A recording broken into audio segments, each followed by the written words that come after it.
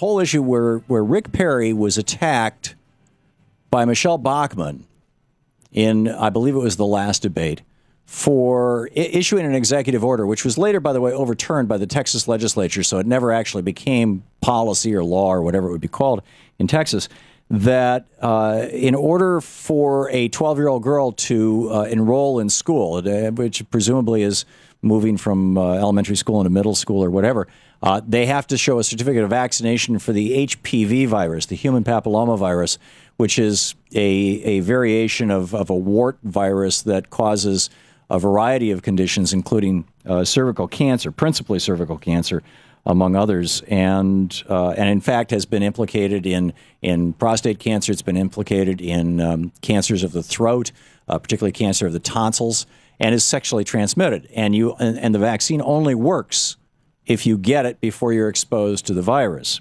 And the pushback on the right has been, if you vaccinate a child against a sexually transmitted disease, then they may believe that they can have sex without ever getting diseases, and it's like giving them a license to have disease. Or there's the much smaller crowd who are just hysterical about vaccines in general, and mandating vaccines is and then there's another subset that says, how dare the government mandate anything?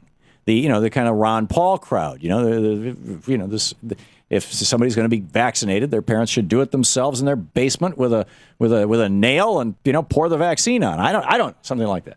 Heather Cirmo is with us. She is a conservative PR strategist and associate with BlueSkin Solutions. BlueSkinSolutions.com is the website. Her Twitter is HCirmo. It's CIRMO. And Heather, welcome back to the program.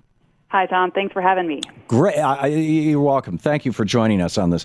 This is, first of all, every state, current law allows minors between the ages of 12 and 17 to consent to receive STD, sexually transmitted diseases, diagnosis, and treatments in pretty much every state for the last 50 years.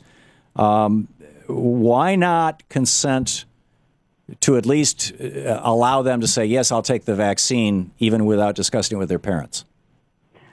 Well, I think it's important to recognize that HPV is now seen as the sole cause of cervical cancer, and that's no small thing. So parents definitely need to know that information, and so to get this vaccine, it's not just to protect you against a sexually transmitted disease, it's also protecting your daughter against contracting cervical cancer down the road, and that's regardless of whether your child you're encouraging your child to remain a virgin, or if you're saying, get into the right relationship. It doesn't matter what kind of message you're sending to your child. Cervical cancer can afflict anybody, even if you marry as a virgin. Because your husband may not be a virgin. Yeah, exactly. And HPV, it's also a very pernicious STD in that you don't have to have full-fledged intercourse to contract it. You can just, have heavy petting or something like that to actually get it. So there needs to be education given to parents about how this disease is different from a lot of other STDs. Now, as far as whether California should approve this controversial measure that would mandate that 12-year-old girls, 6th grade girls, get this vaccine without their parents' consent, that's a different story. And California especially is going through a major budget problem.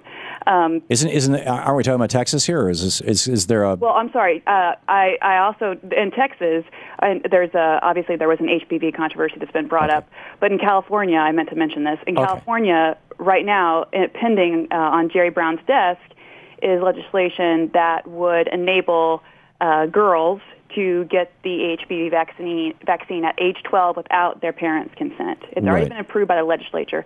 And granted, California has already undermined parental rights a great deal. So this is kind of consistent with their policy. Well, but from a tax point of view, this doesn't seem to be the right time for California to do something like this. Yeah. First of all, it seems to me odd that we wouldn't be giving 12-year-old boys this vaccine as well, since they're transmitting this thing. Well, if it were effective in boys, then perhaps we would be having that discussion. But right now, it is not. I see. Effective. I see. Okay, thank you for educating me about that. I'm sure that Merck and other pharmaceutical giants are researching right at yeah, double the market, right? To your pleasure. But here's my concern. Back in 1978, Louise and I started a community for abused kids in New Hampshire, the New England Salem Children's Village. It's still there. It's been running for 30 plus years and doing marvelous work, and has saved a lot of kids' lives. And I remember the first kid that we did intake on was the daughter of her sister by her father. The second kid had tried to kill a couple of foster parents, and her father was still out there. The second kid that we did intake on was a kid who had been tied in the basement along with his brother as a punishment, and his brother had literally died of starvation in the basement.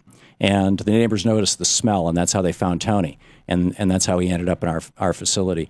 Louise was the program director there, and she dealt with the parents. I was the executive director. I did fundraising and administrative stuff, but she dealt with these parents for 5 years. And I can tell you, the world is full of parents who will not do the right thing by their kids. There's a lot who just don't have the time, or don't have the ability, or don't have the education, and then there are those who are even malicious. And shouldn't a 12-year-old, regardless of their life situation, have the ability to walk into a doctor's office and say, please protect me from cervical cancer? My parents aren't going to do it for me. Well, I mean, that's a good point. I think that is the, I want to be a thoughtful conservative. You know, I don't want to just say, oh, that's liberal legislation, it's not worth considering, because I know that these legislative ideas are birthed with good intentions. And I do think that is what this legislation is for. It's not for, the 12-year-old who comes from a middle-class family that goes to church every Sunday and eats dinner together every night. This is for those children who are just talking about in crisis. Right. When it trickles down to the people out here on the East Coast, we think, oh my gosh, they're trampling on parental rights. When the reality is California has already had these kind of measures in place for years, and this would actually just be adding to legislation that's already been there with regard to STDs. So the reality is we need to help those kids who do not come from good families that care about giving them the medical treatment that they need, or perhaps can't even afford it. I also want to take that in consideration. But there also needs to be education on the part of parents, and we need to make sure that parents understand that this vaccine is helpful, and it should be, I think, given to all girls, whether it's paid for by the parents, which I think is the best way to do it, they can afford it, or by the state if that's necessary, because cervical cancer can be something that we are rid of. It kills a lot of women. It kills a lot of women. It kills 4,000 women a year. 11,000 women are diagnosed with it every year. By God's grace, with medical help, we are able to diagnose it early and treat it early, and that is the secret to success when it comes to cervical cancer. So finding out if a girl has HPV is one thing, but helping her not ever get it is quite another. But am I hearing one of my favorite conservative debate partners here call for big government programs for education and paying for vaccines? Well, we already have things in place. We already have the CDC in place to help educate people on the nature of all kinds of Should we be teaching this in the schools? No, I don't think we should be teaching this in the schools. I don't think that sex education is... So you don't think a 12-year-old should be informed what the consequences of that heavy petting could be if they don't have the vaccine? No, I do. I do. I think all the consequences should be laid out, and the best course of action should be recommended to a child, as long as we have sex education in the classroom, which I think it's here to stay. Yeah.